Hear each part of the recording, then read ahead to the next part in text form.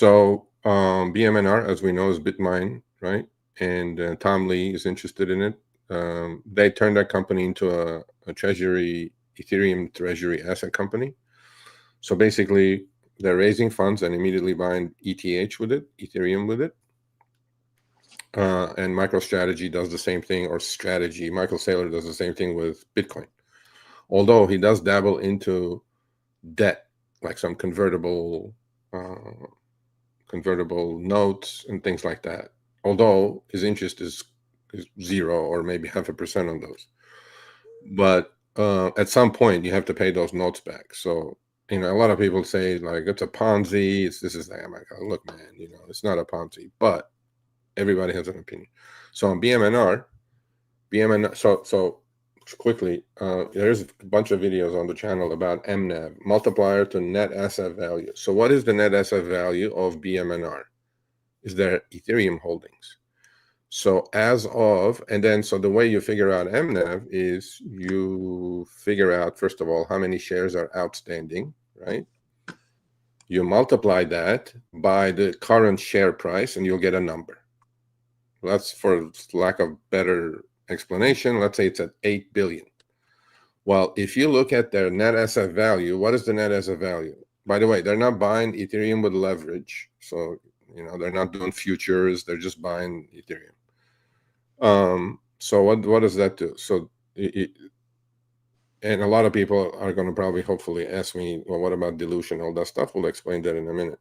So if you look at their net asset value on BMNR, it was like 2 billion, then it went to 5 billion because they're buying Ethereum. How are they doing that? They're doing secondary issuing of stock or at the market sales. And they're buying Ethereum with it. That's why it's called the Ethereum Treasury Company. So basically, everything in their treasury is Ethereum. Well, Ethereum has a price too. So if I looked at it, it was 43.20 or something like that. Okay. So at 4,320, well, they hold 1.75 million Ethereum ETH. So that's about 8.2 billion. Well, market cap of the company is 8 billion.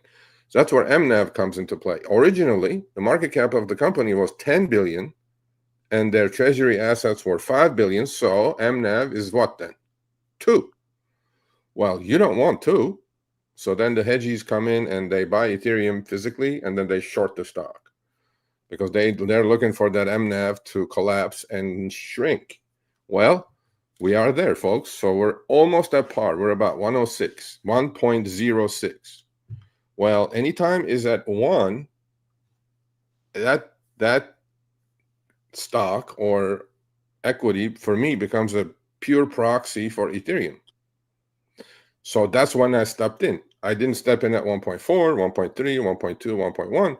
Well, now I think after today, we may even be even. Now, I mentioned something called PIPE. PIPE stands for Private Investment in Public Entities, public companies. So they did issue initially to very highly qualified investors PIPE shares to raise the original $250 million. This is all public info. You can go to S1, S3, and 8K and figure all this out. That includes Peter Thiel, Stanley Druckenmiller, all these like Cathie Woods and people like that. So, but their cost is 4.5. Stock is 44. They already have 10x. And the lockup is they have a 90-day lockup is going to happen in October. So there is pressure on BMNR because of that. Now, you said, Serge, you put that trade on, you're short 45 puts. What if it's below 45? What already is below 45? But you're going to get assigned. I'm like, okay, that's fine. I can always roll when the time comes, October comes. But what I'm thinking is that because it's a defined risk, it's a pure proxy now. The same situation is valid for SBET, by the way. I think SBET is actually under par now, which is fine. So let's say Ethereum drops to 3,000 from 4,300. Obviously, BMNR is going to drop to 20. No doubt about it. But then I'm short the 45 puts, but I'm also long the 40 puts.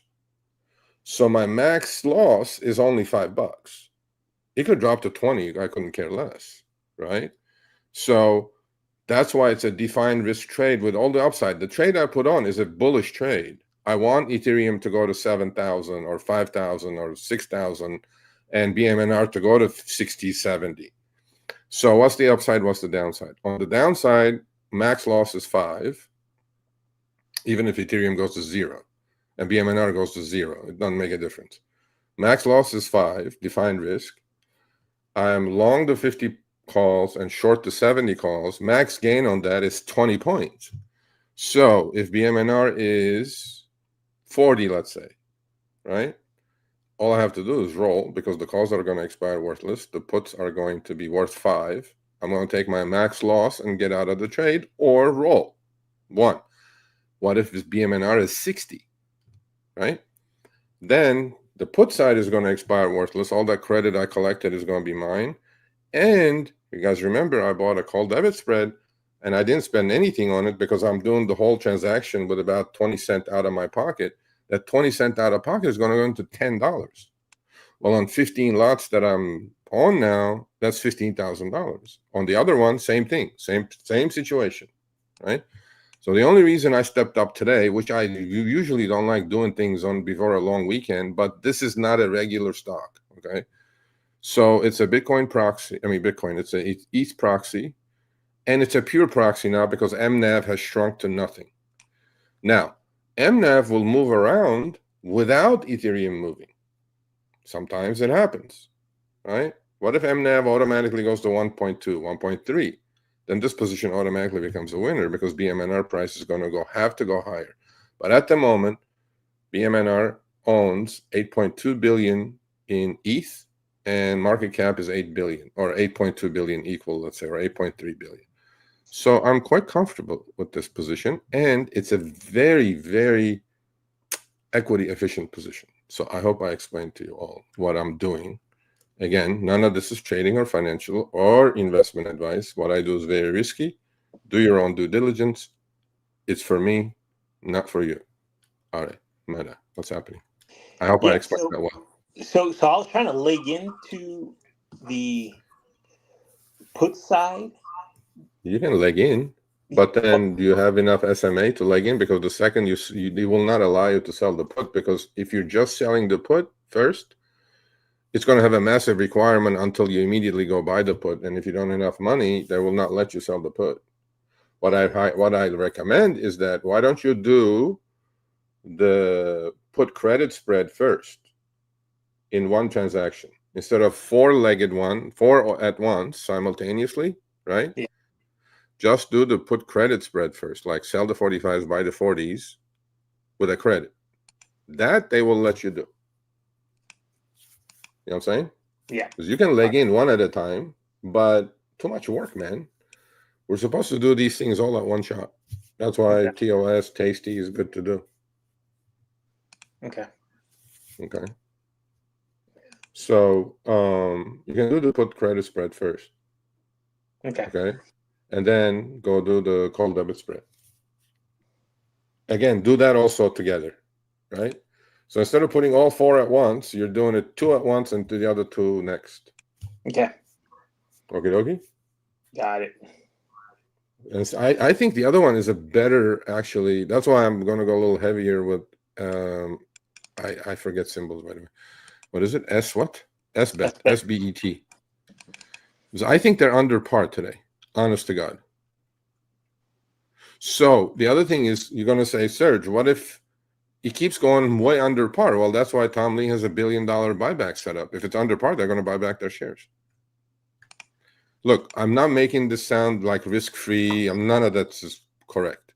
However, for as equity efficient as trade it is, with the massive upside that it represents, and with defined risk on the downside, I thought it was proper to put that on today before a long weekend.